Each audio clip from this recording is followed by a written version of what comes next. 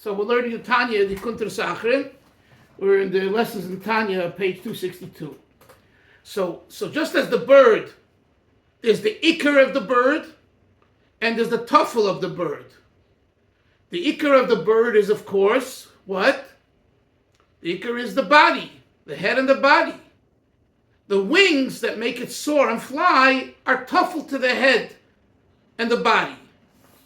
So too, supernal unions, which Baruch in Hebrew is yichudim. Kabbalah talks all about yichudim, and Chassidus brings it from time to time to make a yichud. In English, it's called supernal unions, are effected through Torah and mitzvahs themselves. When we learn Torah and we do a mitzvah, we cause a yichud. That's why we say, l'shem yichud kutsher brichu ushchinte. Before we do a mitzvah, the mitzvah will make a unity between kutsher brichu, which we're going to learn soon what that is, Hashem, ushchinte, and Hashem's divine presence, the Shechina, which is Malchus. Right? Okay. So that's the mitzvah itself.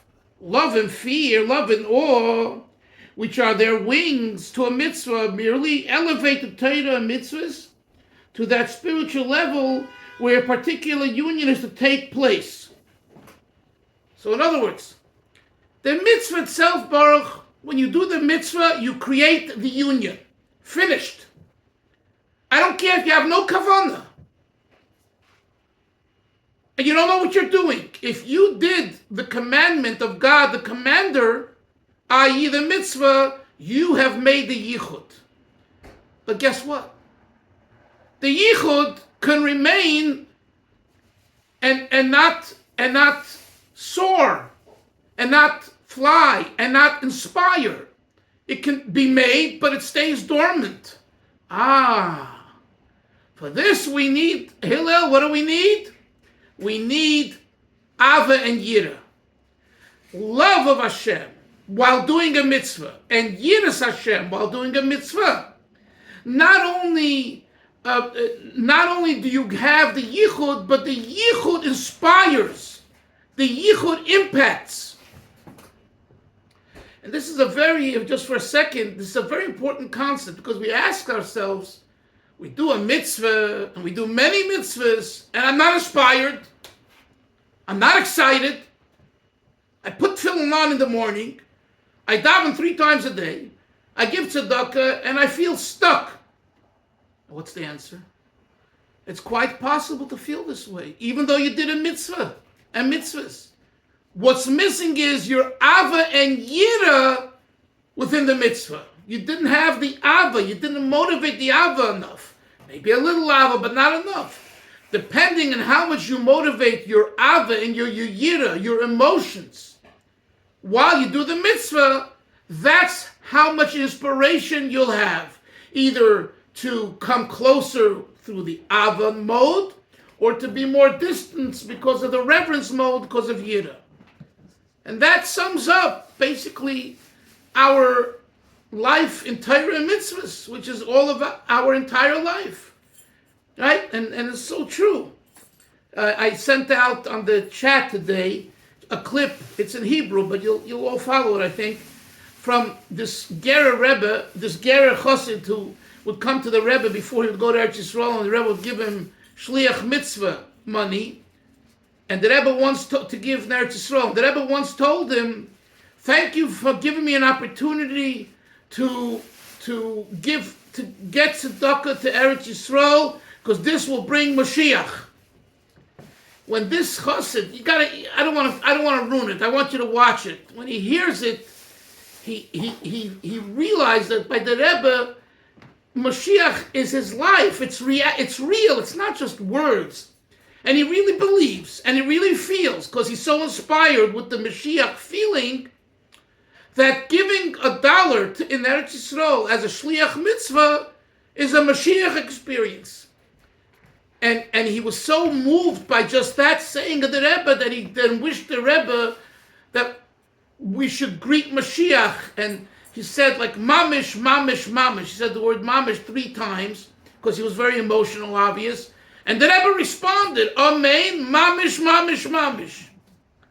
So they interview him, the Chabad interviews him, and he says that every time he thinks about this kind of ordinary experience, he's going to Eretz Yisrael, he comes for a bracha to the Rebbe, he wants to have a safe trip, the Rebbe makes him a shliach mitzvah, and all of a sudden it becomes a messianic experience. That's what we're talking about. That's what we're talking about, Ava and Yira, Menashe. Ava and Yira is the inspiration in which you do Torah mitzvahs. And we have three different categories, Baruch. We can do Torah mitzvahs without any inspiration at all. We can do Torah mitzvahs with some inspiration, and then we can do Torah mitzvahs where the inspiration kind of overpowers the actual mitzvah. Where the mitzvah is done, but what's felt primarily is the Aven Yira.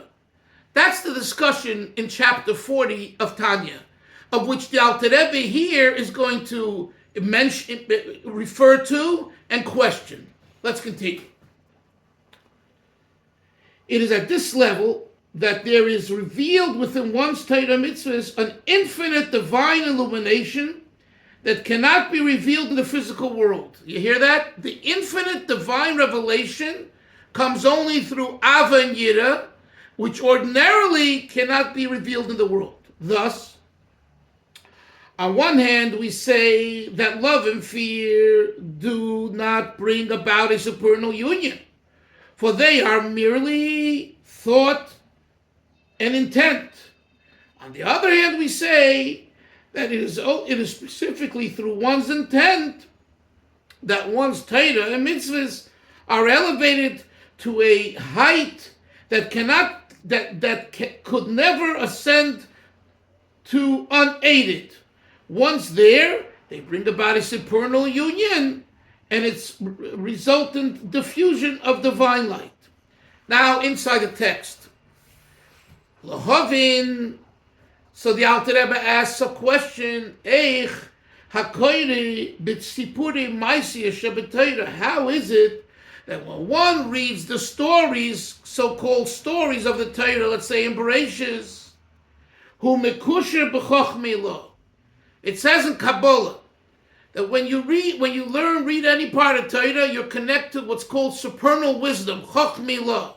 Asks the Alter Rebbe, how is that? By reading the story with Yaakov and Lavan and Rachel and Leah and then the Avos and the Mois, how are you connected to Chochmi Lo? Why not? Let's go to the next. Why not? So this is the explanation to his question. This isn't the explanation here, but I'm not going to read it inside. I'll just say it orally. When you learn some Torah that's not a story, but let's say the Tasriya Matzayra, this week's Parshios, right? There are many laws here, and when you learn this parsha, and you learn it well with all the laws, and you know what the Gemara says, I can understand how you're connecting to Chochmi Lo, to supernal wisdom, because you're doing wisdom. You're not just reading a story, you're learning the laws of Tazriya and Mitzayra. So that's wisdom. So when you learn wisdom, you connect to supernal wisdom. But when you read a story in the Torah about the sheep of Yaakov, or about the ring with Yosef and Binyamin, or whatever other story, how is that Chochmi Lo? It's a story.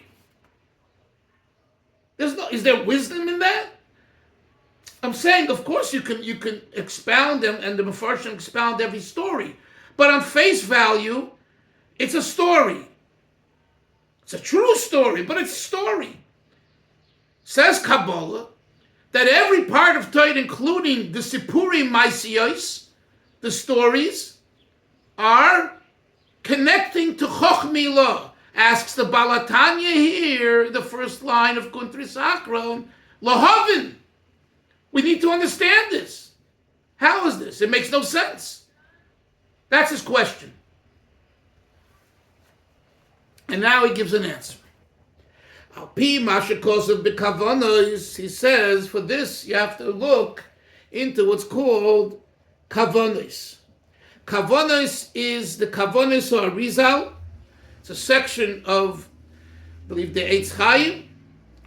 Daf Tes Zayin, page 16, Amud Beis, folio 2. Quote, it says like this, just as man is involved in studying Torah, whatever part of Torah, here below on earth, so too is the likeness of the supernal man engaged in Torah study above. I'm going to read the note now. As the Alter Rebbe will soon explain, the likeness refers to the source of a man's soul, which is rooted in the spheres above. This is known as supernal man. For in the Kabbalah, a complete configuration, which in Hebrew is a partzuf, a visage of 10 intellective and emotive divine spheros, is referred to as man. Supernal man occupies himself in Torah above, at the same time that mortal man does so below. When one is engaged in Torah, be it even in the narrative of the Torah, the stories, he is thus connected with supernal wisdom inasmuch as his likeness above is bound up with supernal wisdom. So what does this mean in simple words? Baruch, what does it mean? Every one of us has a sheidish haneshama. We call that the yukon shelamayla. And this Menashe, this source of our neshama, when we learn Torah, it's also learning. So therefore, Hillel, when we say that when you learn any part of Torah, you're connecting to Adam Ha'elyon, to Chochmah, to Chochmilah, it's because your counterpart, the Sheidish HaNeshama, which is spiritual, is learning at the same time. And it understands how the story is not just the story. The narrative is much more than a narrative. It's a divine piece, a divine song, a divine story. So therefore, it makes sense to say that even when you read and learn stories of the Torah, you're connected to, to Chochmilah. Yes, Hillel. Just curious, when he's talking about the raising of the voice here and piercing through to the... You're way ahead, Hillel. You're way ahead. I didn't get there yet. Okay. We're back. We just gave the rhetorical response to the question that he asked. Okay. Okay, so hold on. I know you don't have lessons. You have lessons in Tanya with you or not? Okay. I'm reading from the note because it's very clear. According to this explanation, however, he is connected, a person who reads the narrative of Torah is connected with supernal wisdom only by virtue of his connection with his likeness above, and not through his actual study. Baruch. What's the Alter Rebbe saying? That you should know that when Baruch reads Parshas Bereshis, and reads how Hashem created the heaven and everything else, there's the likeness above that's Baruch's Sheidish. It too is reading it, and it's holy and spiritual. So it's in the zone of Chochmilah. Says the Alter Rebbe, thank you very much. But that's my likeness above. I'm below here on earth. I'm not my source of my soul. I'm not a holy roller. I'm a regular man here reading a story in the Torah. That's his question now. That's his rebuttal on his own response. Okay, let's look inside further. The Alter Rebbe, therefore, now goes on to state that this is so only when his study of the written Torah remains in the realm of thought.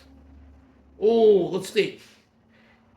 If instead the individual verbalizes Hillel, the words audibly, the very sound of the voice enables the letters here below to ascend even to the highest of levels, the world of Atzilus.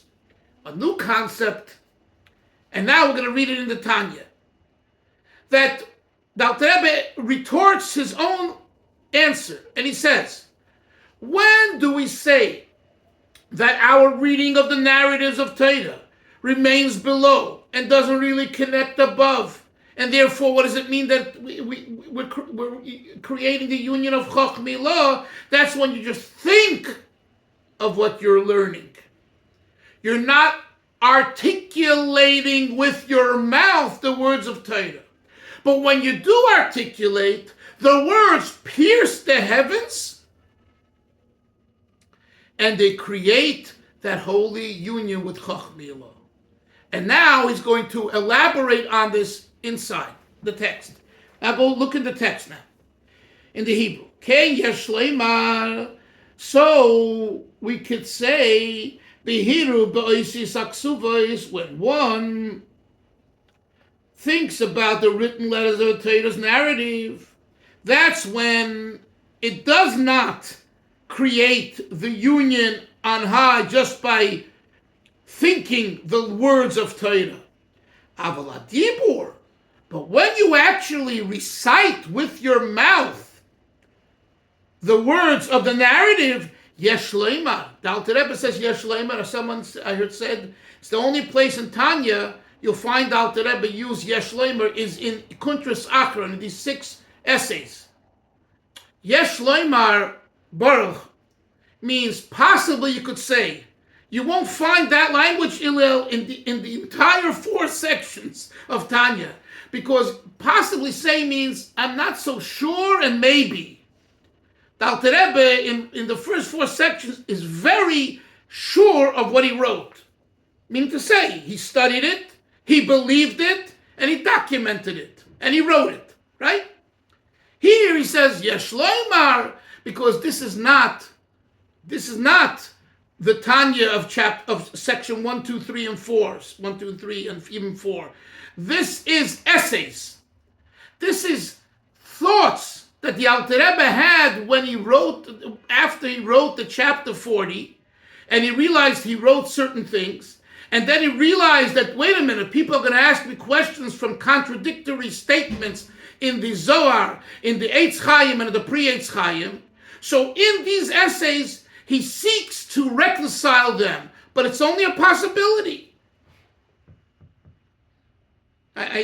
Now, we know as Hasidim and as Talmidim and B'nai Torah that if the Alter Rebbe wrote it, he studied it intellectually, and it's correct.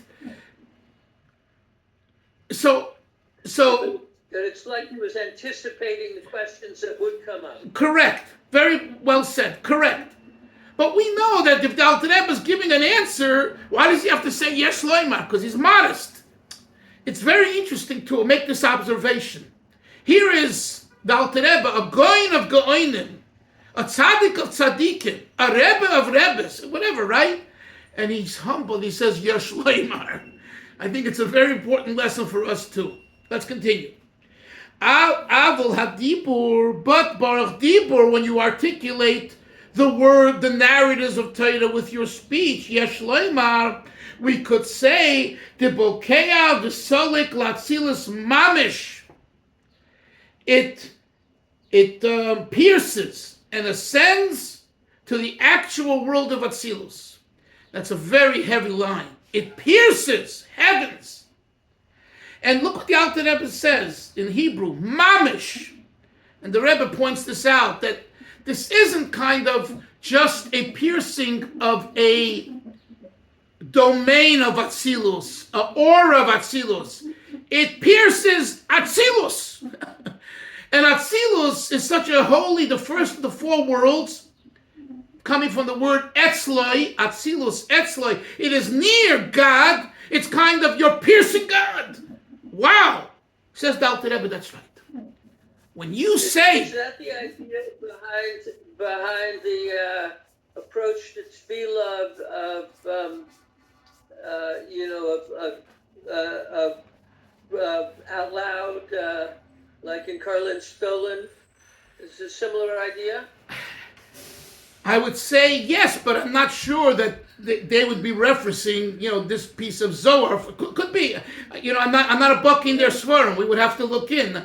As far what I was told by the Stolen Hasidim, that the verse that we say in Nishmas, Kol Atzmoisai Teimarna, not all my bones will say forth. That's kind of the tag, marketing tag, line that they use as a reason for their shaking and their speaking and screaming out loud. So when you ask me, it's a good question. Whether I would say probably not, but I can't. In other words, if they don't contradict it, but I don't think they use this dafke as the source. But again, I'm not Bucky, and it would have to be looked at carefully in the Svarim Beis Aaron of Rabbaran Kaliner and such. But we're going back to what the Alter Rebbe is saying here. Dibur, speech of Torah, the narratives of Torah, not Tazriyam of Torah, but the stories in Torah. That articulation already creates a bond that you're learning. Not, in other words, what's the yesh leima here?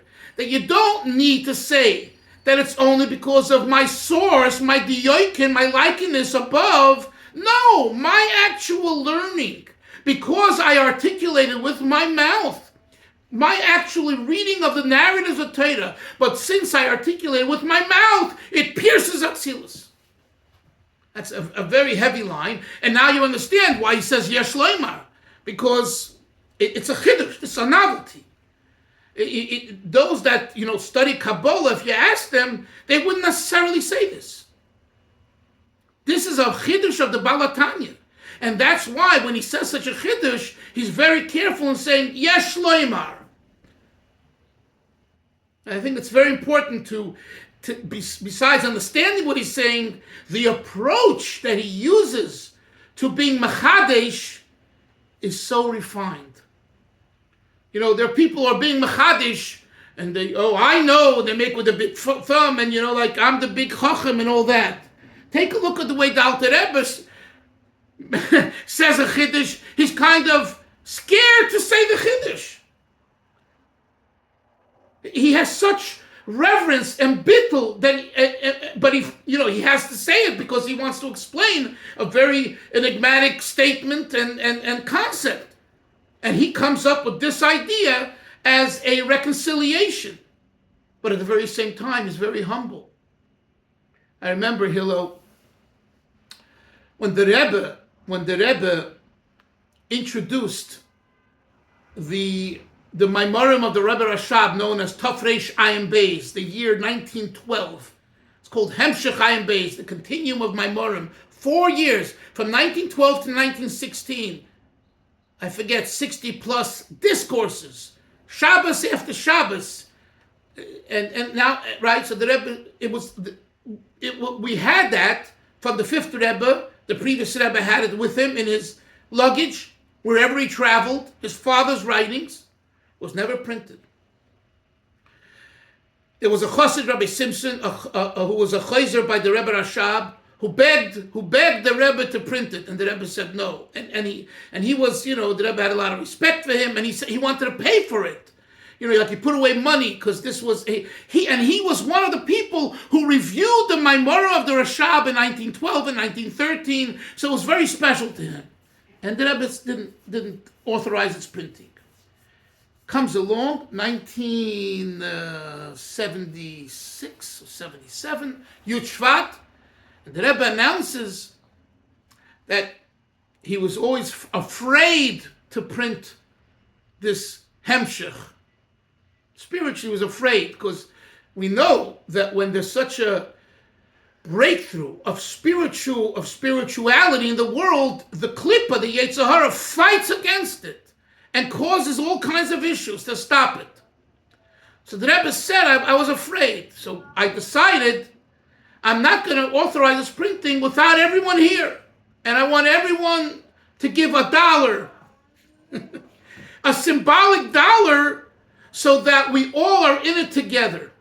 And it came out, and we have it today, and it's from the deepest chassidus of the Rashab, etc. Right? That was 1977, Yud Shvat, January 77. That Shmini Atzeres, September, October of 77, the Rebbe had his massive heart attack and almost died. Now, the Rebbe didn't say this. The Rebbe never said, I had a heart attack because I printed the Ayin Beis, but this is the way we Hasidim felt. And that's why the Rebbe said, I'm afraid to do this myself. And in other words, if he would have done it himself, meaning if he would have authorized that on his own shoulders, without including everyone by giving $1, you could say, God forbid, he would have died from the heart attack. Listen, no one knows, I'm not playing God. I'm just articulating the way we felt. Now, why am I saying this here?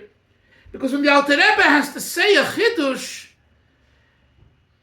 he is scared to say a chiddush. He trembles when he says a chiddush, especially when he says a chiddush in Kabbalah. A chiddush in Gemara, Hillel, you can make your finger this way and that way. You have a good head. You understand Rashi, Tosfos, and Mefarshim, Menashe, and you can make a chiddush. Even there, you should do it with sensitivity and humility. But it's Gemara. When it comes to Kabbalah, Kabbalah is the sacred realm of godly mysticism.